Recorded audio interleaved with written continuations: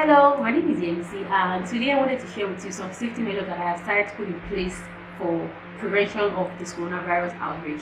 Now, I'm a makeup artist, and this virus is really serious, and it's so easy to catch, especially in a line of work. While doctors are a bit more educated and they know how to handle it, we as beauty professionals don't know how to handle it.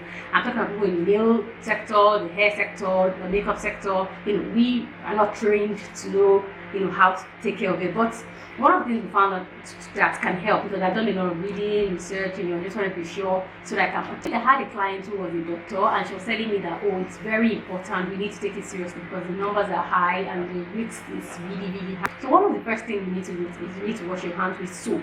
Like, it could be bar soap, it could be liquid soap, it could be any kind of soap, but just make sure you wash your hands with soap under water for like 30 seconds. Warm water, ordinary water, just wash your hands for like 30 seconds.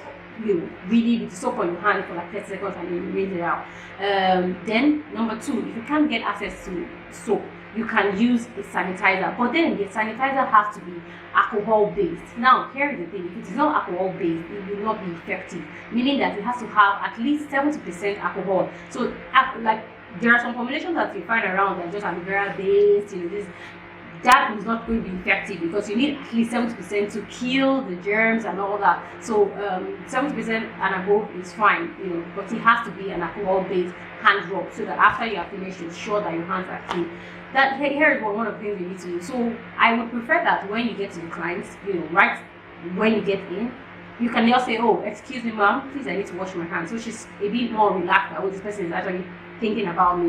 You get to the bathroom or the washroom, wash your hands, and then come back, clean it with a clean towel, or if you get a clean towel in the bathroom, clean your hands, and then right before you start setting out your kit, you can just take a bit of the hand sanitizer, spray your hands, your claws, your fingers, spray your hands.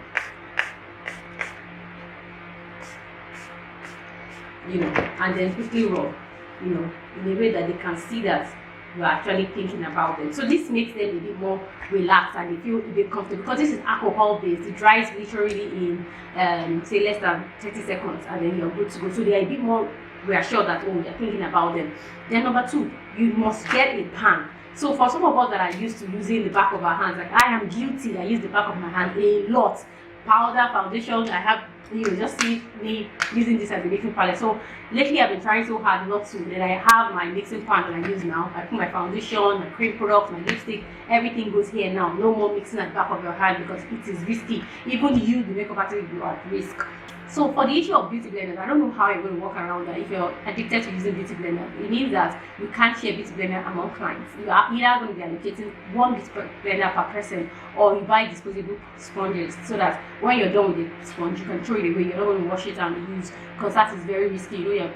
This virus can actually live on the face, so you can just take it once you're done, throw it away, as against using, because there's no how you can get rid of all the bacteria and gunk in a beauty blender. We're not sure if they will totally come out, but if it's a disposable powder puff or a disposable wedge or a sponge, it's actually easier to toss after. For beauty blender, we are not too sure if it's totally clean, it's 100% clean. So except you're going to be allocating a beauty blender per person, then that's about it. But if you're not going to be using a beauty blender per person, that means you can also use a disposable sponge, which actually will work as well.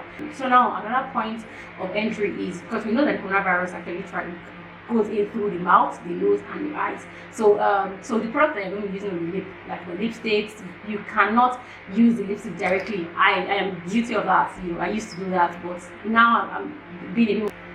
So another thing you need to notice when you're working with cream products, like your foundation, your concealers, your lipsticks, you need to get a spatula like this and scoop, take what you need and apply on the mixing tray, just like that. You cannot afford to take from the product directly and put, or just use your brush directly, and it won't work, because you're going to be returning.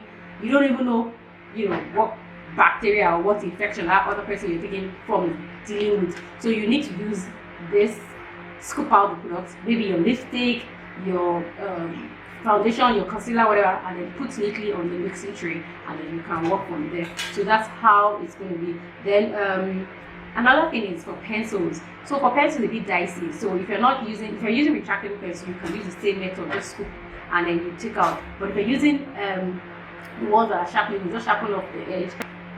So this is the pencil, and this is a pencil. So if you're going to be using pencil, this is actually going into the waterline. You have to be very careful.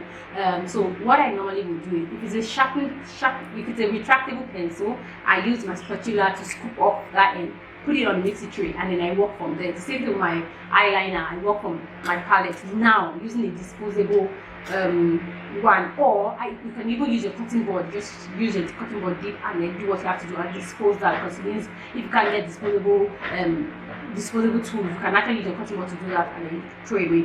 So for pencils, right? So for pencils, right, I just sharpen the edge out for every use, and then I spray my Beauty Essential Garniture brush cleaner. This has over 8% alcohol, so it's actually very safe, and then just spray it on the tip, and then that's it, and then you're good to go. So you can reuse this on the next client, just allow it to dry and then reuse on the next client. So what else? So that's about it. And then when you're working with blades, and be careful. So there's really no need for you to wear your mask, or you're using gloves, or that's extreme, and then you're just creating unnecessary panic amongst yourself. Even after you're finished working on the clients, make sure you wash your hands. Another thing I need to stress on is, if you clean your brushes and you forget to clean your makeup boxes or your makeup pouches, you're returning the clean product back to the base where the dirt is growing, or you're breeding all those bacteria. So you need to take out all the products in the box, clean the box, sanitize the box, spray a lot of you can use this because it's scented. It makes your box look to smell really nice.